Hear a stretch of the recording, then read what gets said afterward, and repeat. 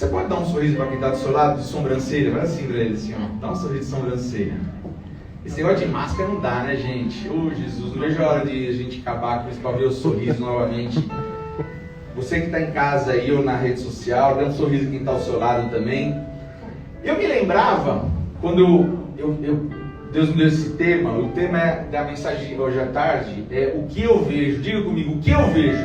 O que eu vejo? Mais forte, o que eu vejo? O que eu vejo? Aí você pode falar assim, o que eu vejo? Não sei o que eu vejo. E aí eu me lembrei de quando criança, é tão interessante quando a Bíblia fala da criança, fala de um coração puro e inocente, que a criança, para ela viver algo na vida dela, ela não precisa de muita coisa. Precisa? Ela não precisa. Eu lembro que quando eu tinha, na verdade eu não tinha, meus amigos tinham aquele Forte Apache, acho que muitos aqui não conhecem, né? Muitos não, alguns, né? Você lembra desse jogo, dessa Forte Apache? Você, o Eric? Forte Apache? Não? Não lembro. Acho que nem o Nicolas também. Júlio, você já é da minha época, não veio não.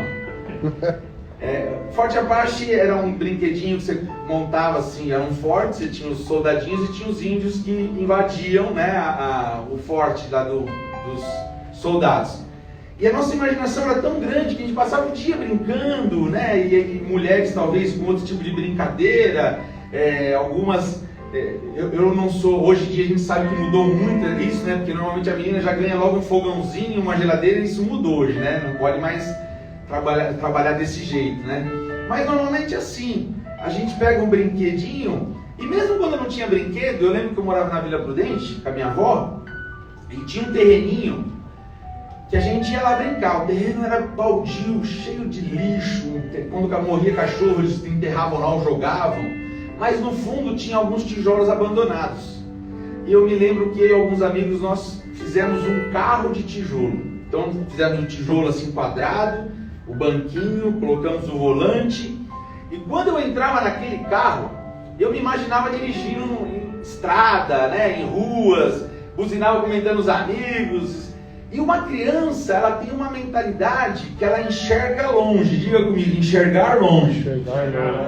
Só que no decorrer da vida a gente vai amadurecendo, não vou dizer envelhecendo, mas amadurecendo, passando por diversas situações, que a gente começa a desacreditar naquilo que um dia a gente viu e sonhou.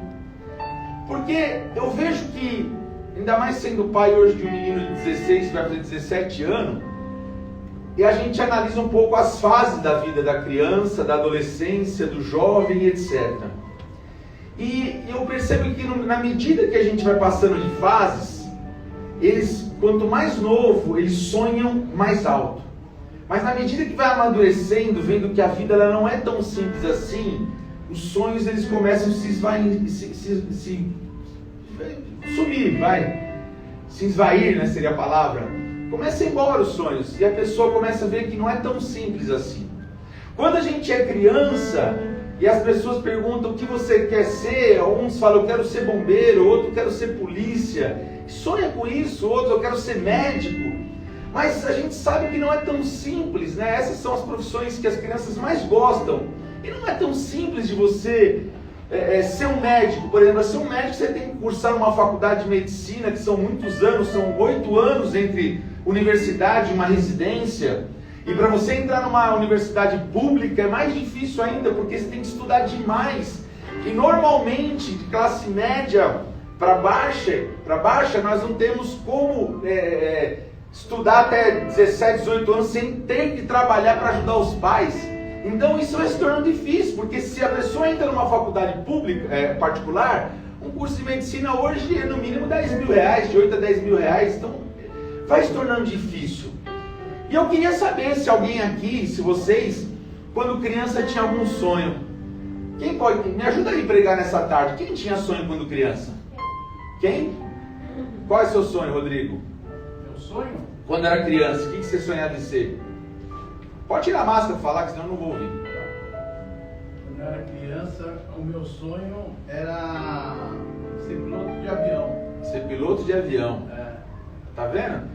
Alguém falou, a Camila também falou? Não. Não? Porque o sonho dela era casar comigo, mas não conhecia. Mas tá vendo? Você realizou o sonho dela. Ah, vou casar com o príncipe. Aí sim é. Então você que não está ouvindo, está no Instagram, o sonho da Camila era casar com um príncipe, foi o Rodrigo que deu para ela. Isso aí.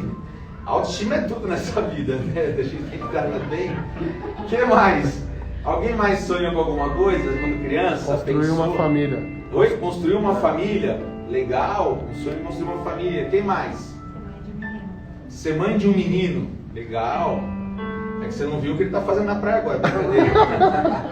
Mas é um sonho. Já entrou na cama? Tá bom. O que mais? Ninguém mais sonhou? Eu me lembro assim, né, diversos sonhos de criança, como eu falei do carrinho e tal, o carrinho, na verdade não era nem um carro, a gente brincava de polícia e ladrão, enfim. Mas eu sonhava com as minhas profissões que eu tenho hoje. Por mais que talvez eu sonhava só pelo fato do meu pai, né, que era contador, e eu falei, não, eu quero ser, como eu vejo que às vezes isso é deixar um legado, mas hoje é claro que a gente pensa um pouco diferente. Mas isso eu estou exemplificando, por quê? Porque a nossa visão, ela define muito onde a gente quer chegar. Daqui a pouco eu vou falar aqui da palavra, já. A nossa visão define muito. Porque o Diogo mesmo falou assim, eu sonhava em ter uma família. Você tem uma família hoje, Diogo? Você já tinha uma família, que era sua mãe. Mas você tem uma família, uma esposa, 2 filhos. Né? Você tinha um sonho. Quando a gente tem um sonho, a gente enxerga esse sonho. E a gente luta por esse sonho. A gente sabe que não é fácil. Hoje, né, como eu falei, se tem um exemplo de uma profissão, meu filho fala assim, não pai, acho que eu vou estudar o que você estudou para pegar os seus clientes e tal. Eu falei, não, Bel, você vai fazer o seguinte. Você vai fazer um teste vocacional profissional para ver quais suas habilidades, aí você define. Porque não adianta ele querer fazer um curso, um exemplo, engenharia civil que necessita demais de matemática. Se a pessoa não gosta de matemática, ela não vai conseguir exercer a função dela com alegria, ela vai fazer por peso. Não, eu quero trabalhar pelo dinheiro. Pelo dinheiro não traz alegria, não traz prazer. E é isso que nós temos que mudar na nossa mente. É a mesma coisa a questão da família. Sonhamos com a família, eu também tinha o sonho de me casar. Uma hora eu conto testemunho por causa do tempo que eu não quero prolongar hoje. Mas assim, eu também sonho e de repente no decorrer, no processo, diga comigo, processo. O processo é uma parte difícil dos nossos sonhos. A gente enxerga lá na frente, mas até chegar lá na frente a gente tem um processo. E o processo é difícil. E a gente passa por muitas coisas. E no processo existe uma grande possibilidade de você afirmar o que você quer alcançar ou desistir pela dificuldade e resolver abrir mão do que você via. Você quer ver? Eu vou na palavra agora mostrar para você algumas questões. Abra sua Bíblia comigo em Gênesis capítulo 15, por favor. Gênesis aí está facinho, o primeiro livro da Bíblia. Quem não tem Bíblia, não sei se você tem no celular, se não tem no celular, opa, a mesinha está só Jesus. 15, versículo 5. Diz assim, todos acharam? Então conduziu-o até fora e disse, olha para os céus, e conta as estrelas, se é que podes. E lhes disse, será assim a tua posteridade. Aqui Deus, no contexto, Ele está trazendo uma promessa a Abraão, ou melhor, para Abrão. Uma promessa a Abrão e lhe promete um filho.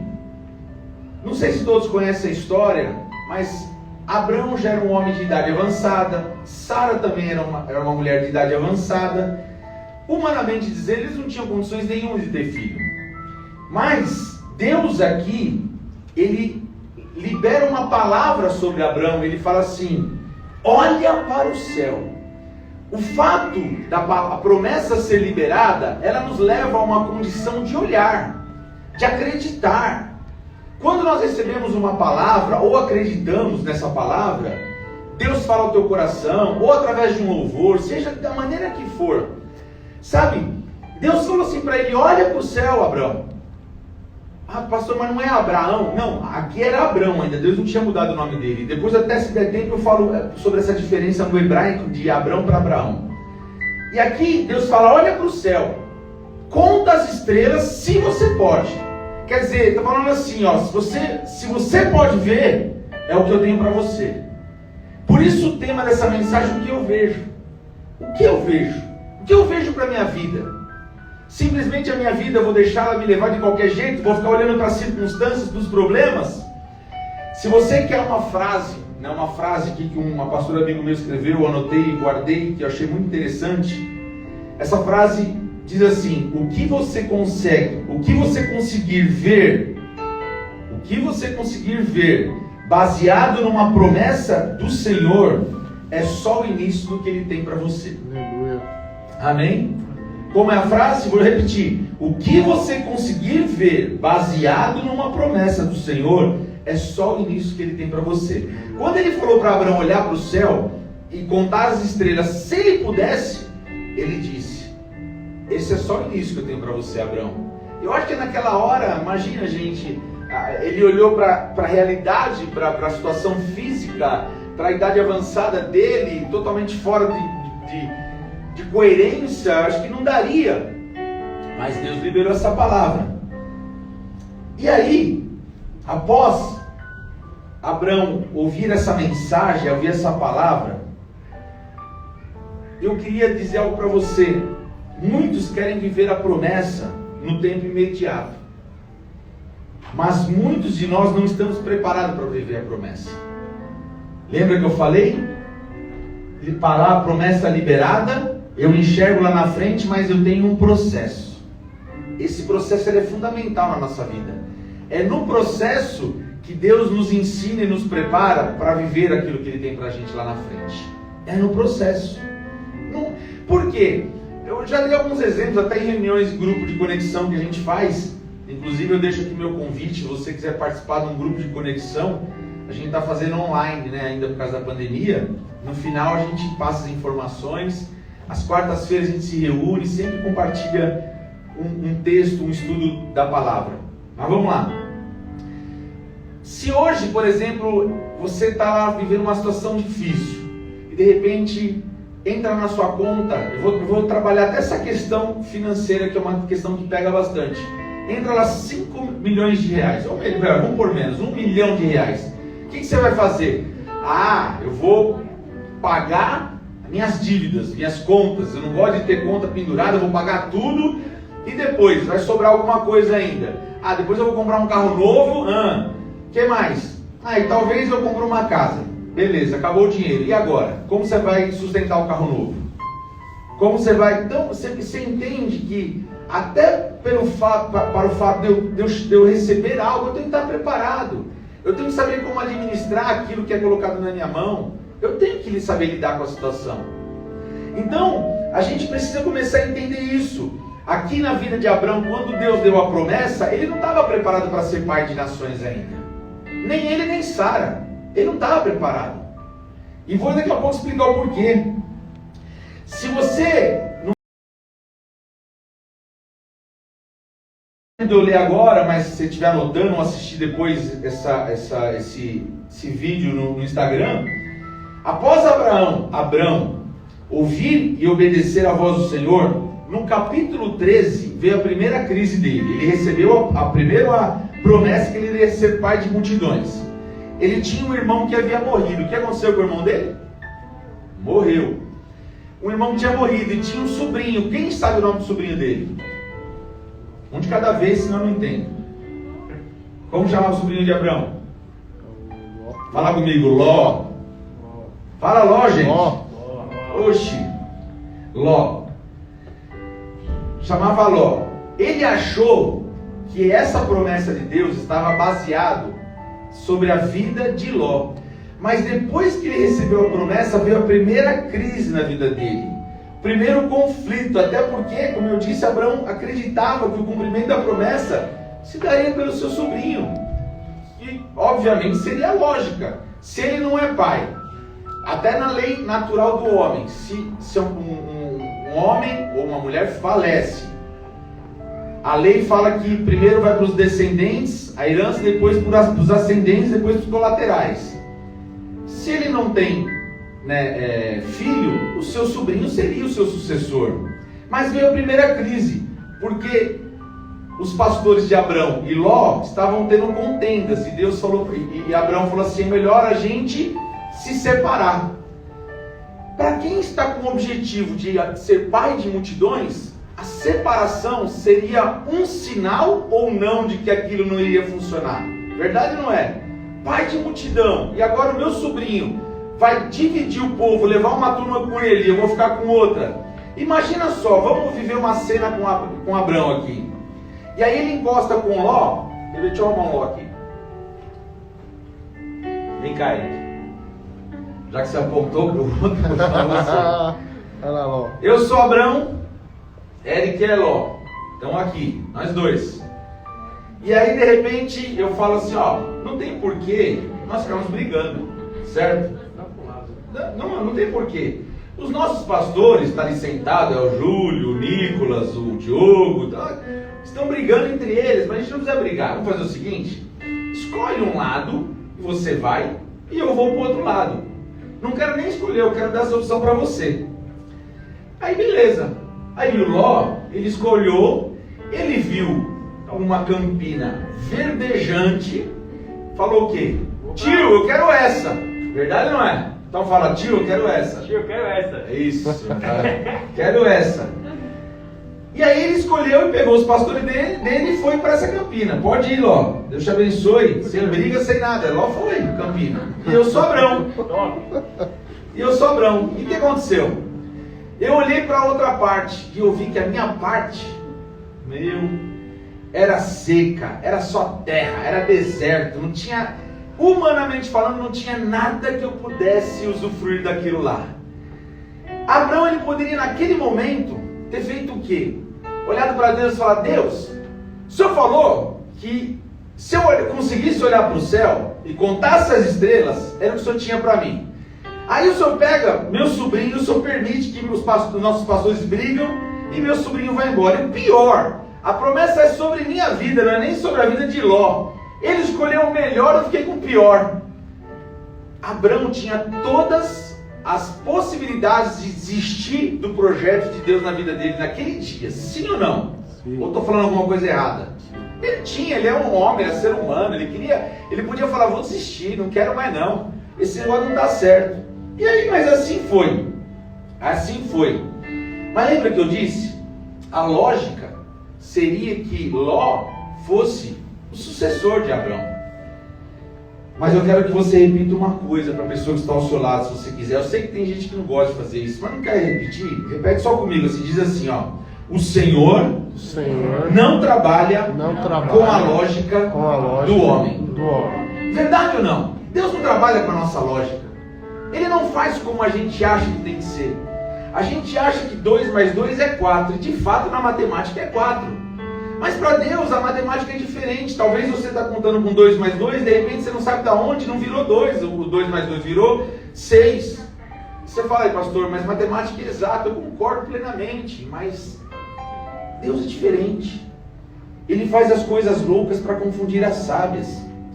Aí, dando continuidade, no verso 14 do versículo 13, Deus disse a Abrão, após a primeira discórdia familiar, aquela discórdia que eu fiz agora, que ensinei junto com Ló, no versículo 14 do capítulo 13, que eu vou ler mostrando a palavra que é mais fácil, diz assim: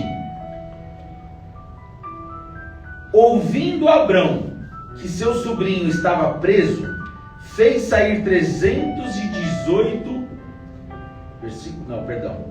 versículo 14 do capítulo 13. Ló se separou dele. Disse o Senhor a Abrão, depois que Ló se separou dele: ergue os olhos desde onde estás para o norte, para o sul, para o oriente, para o ocidente. Depois da primeira crise, no primeiro conflito que Abrão enfrentou na sua vida, Deus fala para ele: olha para o céu novamente.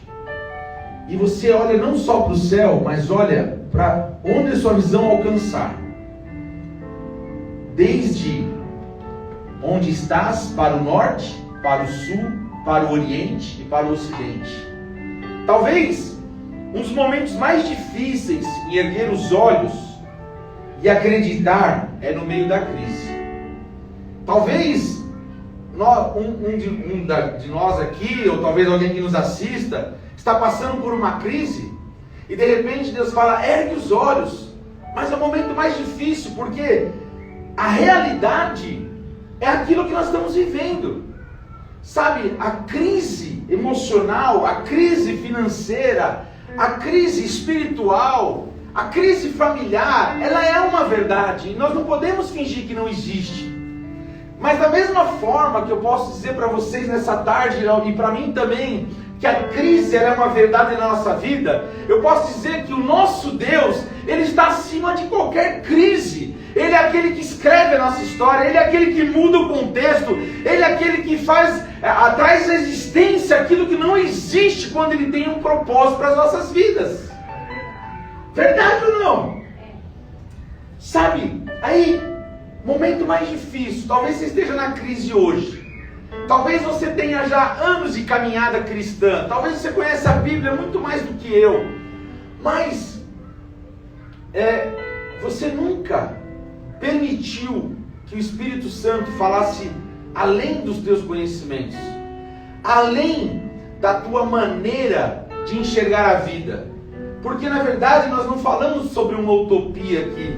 Não é motivar um coração para falar, não, eu posso, eu vou. Não, se fosse assim a gente fazia outro tipo de curso, até cobrado. Mas estamos mostrando na palavra a história de homens, como a de Abrão, de uma mulher de Sara, baseada numa promessa, o que eles viveram. No capítulo 15, o texto ele se inicia dizendo assim, no capítulo 15. Depois desses acontecimentos, que acontecimentos? Da briga dos pastores de Abrão e de Ló, da crise familiar que Abrão teve. A Bíblia diz que depois desses acontecimentos, Deus dá uma palavra de encorajamento a Abrão. Quem sabe nessa noite, Deus quer liberar uma palavra de encorajamento para você que está aqui. Para mim, que estou aqui. Sabe, uma palavra de encorajamento. Depois deste acontecimento, veio a palavra do Senhor a Abrão numa visão e disse, não temas, Abrão, eu sou teu escudo, teu galardão será sobre modos grande. Nessa noite o Senhor diz para mim e para você, depois desses acontecimentos que nós estamos vivendo na nossa vida cotidiana, no nosso dia a dia, não temas, eu continuo sendo teu Deus. Eu continuo sendo, eu não sou Deus de rico, eu não sou Deus de uma pessoa mais intelectual, mais sábia, eu não sou Deus só dos humildes, do pobre, eu sou Deus daqueles que me recebem e me aceitam como Deus da vida deles. Aleluia. A forma que você abre o teu coração, lá em Apocalipse 3, a Bíblia diz, né, versículo 20, eis que estou à porta e bato, se você abrir a porta do seu coração, eu entrarei e cearei contigo. Mas quando a Bíblia fala isso, ela não está falando com uma pessoa que está conhecendo Deus pela primeira vez, não. Deus está falando com o seu próprio povo. Porque o povo ele vivia baseado numa religião, numa bolha, que eles não conseguiam mais ouvir Deus. Eles viviam as verdades que eles acreditavam. E ali Deus encoraja Abrão. A gente percebe que diante desses fatos, o Senhor nos ensina, nos conduz, nos leva a um tempo de preparação para depois vivermos a promessa. Sabe, gente, eu quero pontuar aqui rapidamente, se der tempo, mas eu vou tentar. 4 pontos fundamentais para vivermos o melhor de Deus nessa terra. Lembra do tema, o que eu vejo? Talvez você está vivendo uma história que você sonhava com uma família, você sonhava com uma profissão, você sonhava em ter uma vida digna diante do Senhor, dentro do teu conceito de dignidade. E nessa noite, o Espírito Santo, ele fala ao nosso coração que aquilo que você via e deixou de ver, você pode voltar a ver nessa noite. Quantas pessoas, às vezes, sonhavam em ter um lar, e no decorrer da vida, tantos problemas, tantas dificuldades, tantas lutas, e aí deixou de sonhar e optou em não mais viver em família, porque não é fácil. Viver em família, você tem que ceder, você tem que aprender a respeitar, você tem que aprender a conviver com pessoa que tem um novo pensamento, uma nova uma outra forma de ver a vida e você precisa se engajar com ela, e alguns no meio do caminho desistem. E nessa noite, seja a questão familiar, seja uma questão profissional que você sonhava, você via e de repente por algum motivo se frustrou, o Espírito Santo quer nos levar a ver novamente, a enxergar, sabe? A enxergar talvez sua família que está desunida, a se unir novamente, da mesma forma que como quando vocês começaram, sabe? Da mesma forma quando vocês começaram. Vai fazer 22 anos de casado, e eu falo para Dani, a gente tem que voltar, não mais viver uma rotina, mas viver assim, sempre o sonho de família. E a gente tem feito isso, de almoçar como família, de jantar como família, sabe, assim, talvez seja com os pais, seja com mãe, não sei, mas aquele sonho de família, não deixar morrer por causa das crises que nós enfrentamos no decorrer dela. Os sonhos profissionais que você acreditava e você sonhou, talvez foi até um sonho além das suas condições naturais, mas você voltar a sonhar e lutar por isso e não desistir, mesmo que as circunstâncias sejam contrárias. Não precisa tomar atitude, me perdoe, insensata. Você pode continuar vivendo sua vida, mas acreditando mais, se esforçando, se dedicando mais. Assim como também eu não posso deixar de dizer, a sua vida com Deus. A sua vida com Deus, ela não está pautada em regras e proibições. A sua vida com Deus, ela está pautada numa realidade. Em você aprender como eu devo aprender. Eu já disse isso aqui várias vezes, eu estou me desconstruindo para me reconstruir novamente no meu. Eu poderia definir que eu jamais poderia ter um relacionamento com Deus. Mas pelo contrário, a Bíblia diz que Jesus, ele veio para os doentes, para os pecadores. E sabe quem é pecador? Nós não somos melhor que ninguém. Não podemos julgar os outros. Então não permita que aquilo que você um dia viu, até no relacionamento com Deus, em ler a palavra, em cantar uma canção, em chorar. Pastor, mas o choro ele é do lado emocional, concordo. Mas é uma maneira que o nosso corpo expressa aquela alegria de estarmos adorando ao único que é digno de todo louvor e adoração. Então nessa noite, tenta lembrar, deixa o Espírito Santo trazer à sua memória aqueles momentos que você acreditava no ser humano. É tão difícil acreditar no ser humano, verdade ou não é? Eita gente, como não é fácil.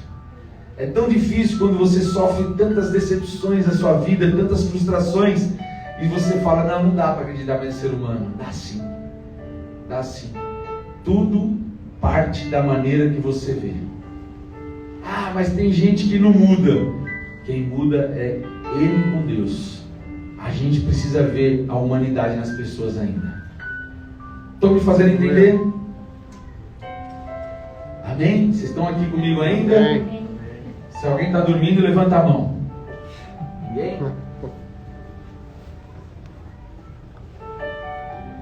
Então vamos lá. 4 pontos rapidinho. Primeiro ponto, crer na promessa. Diga assim comigo, crer na promessa. A Bíblia diz no capítulo 15, versículo 6, em Gênesis, que ele creu no Senhor e isso foi imputado para a justiça. Então Abraão, ele recebeu e creu. Ele recebeu a promessa e creu. Se você tem uma promessa sobre a tua vida, creia. Independente da circunstância, creia. Se você compartilhar com alguém e alguém zombar daquilo que você tem como promessa para a tua vida, não compartilha mais, guarda para você. Guarda para você. Eu creio, luta por aquilo, ora, busca por aquilo. 2, controlar a ansiedade. Isso pega nos dias de hoje, verdade ou não? Eu li um livro do Augusto Cury que diz assim, SPA, Síndrome de Pensamentos Acelerados. A nossa mente ela é acelerada. E aqui, não pensa que a ansiedade ela é só dos dias de hoje. A ansiedade já existia lá atrás. Na época de Abraão já existia. Tanto é que quando Deus deu a promessa para Abraão e Sara, e aí a lógica seria Ló foi embora. E aí estava lá Abraão e Sara, os dois já de idade, não rolava já um love, já estava uma coisa meio mais ou menos. O que Sara fez? Falou, olha, Você conhece a história mais do que eu, que você que está assistindo aqui, ouvindo. A Sara falou, Abraão, talvez seja melhor você deitar com a minha serva, Agar, que ela é minha serva, da minha linhagem aqui assim, então você, né, deita com ela e o filho vai ser dela. E aí a ansiedade tomou o coração deles, eles fizeram aquilo e erraram. Então traz isso para os dias de hoje. Então, tem uma promessa sobre a tua vida? Amém. É para amanhã? Não sei. Pode ser que sim, pode ser que seja para hoje, pode ser que seja daqui a um ano. Lembra do processo de preparação? Você tem que chegar para Deus e falar assim, Deus, eu estou preparado? Se eu não tiver, então vamos partir do início. Me prepara. Para que quando eu venha viver a promessa, eu esteja pronto para viver aquilo. Porque é mais ou menos assim, você vai, quem faz academia aqui? Levanta a mão. Ó, tem uns atletas aqui. Ah, Rodrigo, você não vem com esse papo furado não. Nós temos os atletas aqui. Você concorda que você não pode chegar fazendo um exercício lá, puxando um supino com 120 quilos? Você tem que começar lá com 5, a barra que é 10 quilos, mais 5 de cada lado, até a sua musculatura estar preparada, senão você pode até lesar a sua musculatura. Sim ou não? Não é isso? É a mesma coisa quando a gente quer viver uma promessa de Deus, a gente tem que estar preparado para isso. Porque nós vamos, quanto maior a promessa que você vai viver, maiores serão os obstáculos que surgirão diante de você. E se você não estiver preparado para o obstáculo, automaticamente você pode desfalecer e desistir da promessa e desistir daquilo que os seus olhos viram um dia.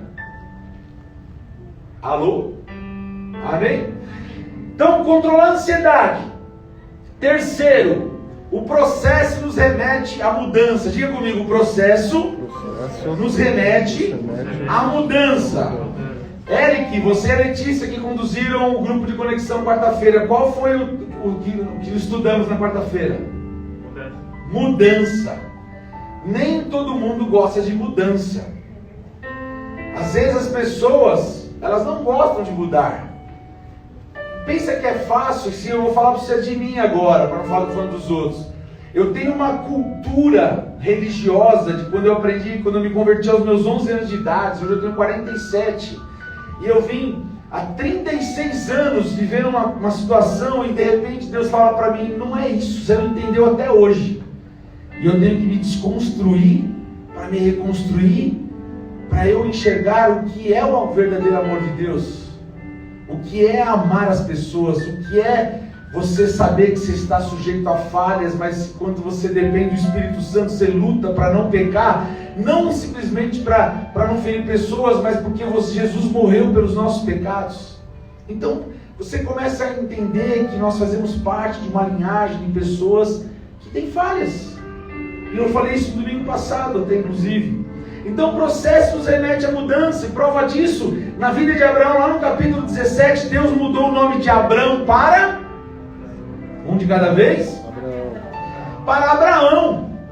Não dá tempo de eu falar um pouquinho da questão teológica sobre isso, mas só uma basezinha, um outro dia eu posso falar sobre isso. Abrão, o nome Abrão é um nome composto de duas palavras. Quantas palavras? Duas.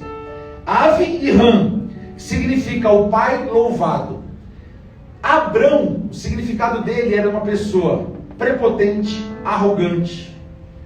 E quando o nome dele foi mudado para Abraão, as duas palavras mudaram. Passou a ser Ave e Ramon, que é a referência, para a frase, eu lhe transformei em pai de multidões.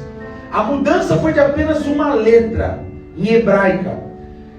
Esta letra ela foi inserida no meio da palavra Ram, e transformando o louvado em multidão. Em vez de ser pai louvado, passou a ser pai de multidões.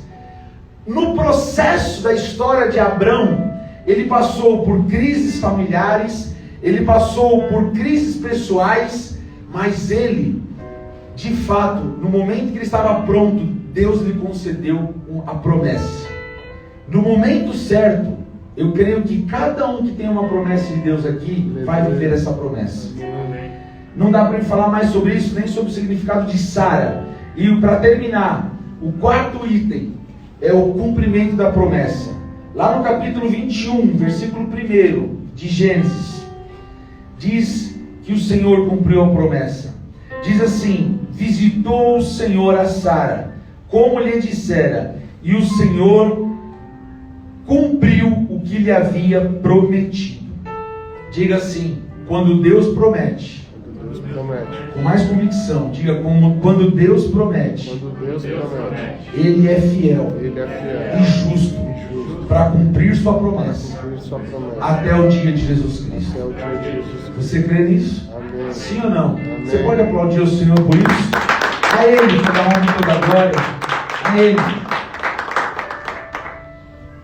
Agora, quando a promessa é um desejo do teu coração, que você acreditou que fosse uma promessa, aí fica mais difícil. Então, o fato é que Ele cumpre promessa quando Ele promete, mas a promessa só se conclui quando nós estamos preparados. Abraão esperou por quanto tempo para a promessa se cumprir? Quantos anos? Gente, vamos fazer escola dominical. 15 anos para a promessa se cumprir. Lembra? Ele tinha 86. 15 anos passaram, a promessa se cumpriu, mas foi o processo para ele entender e confiar em Deus. Ou seja, Deus deu a Abraão e Sara o motivo de riso.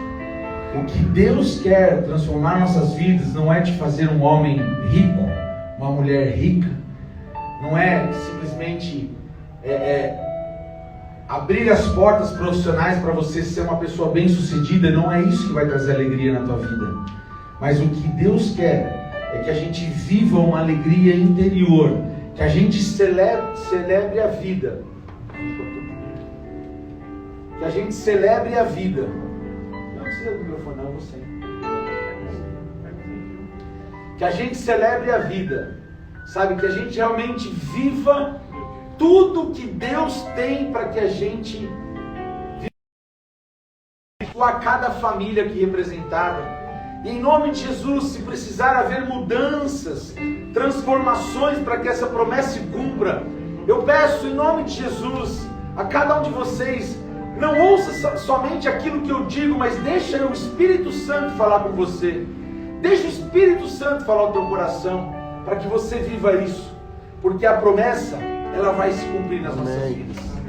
E eu sei que mesmo que você desistiu já no interregno da sua vida, nessa lacuna, nesse processo, você resolveu desistir, porque era mais fácil a desistência. Às vezes eu desisti, parece que eu não vou ficar me confrontando, tendo conflitos. Pelo contrário, você desistiu daquilo que Deus tinha o melhor para você. Então, nessa noite, comece a ver novamente. Feche os seus olhos naturais, por favor, se você ficar à vontade. Feche seus olhos naturais, abra os seus olhos espirituais e lembre, imagine sua família como um dia você viveu aquela alegria, aquela harmonia, o amor em casa, onde não havia conflitos, onde não havia discussão, onde não havia guerra, onde havia respeito, sabe? Aquele sonho profissional que você quis, mas de repente você fala, a oportunidade passou, não tem problema, passou essa, a Bíblia diz que uma porta pode se fechar, mas Deus vai abrir outra para você, desde que seja uma porta aberta pelo Senhor, porque se não for, é melhor que a porta se feche. E também outros sonhos ministeriais, sabe, talvez pelo fato de você querer servir pessoas, ajudar pessoas. Então nessa noite, em nome de Jesus, se esvazie de si mesmo, toda aquela prepotência de dizer, não, o tempo que eu já tenho de jornada cristã, vida cristã, eu já vivi tudo isso.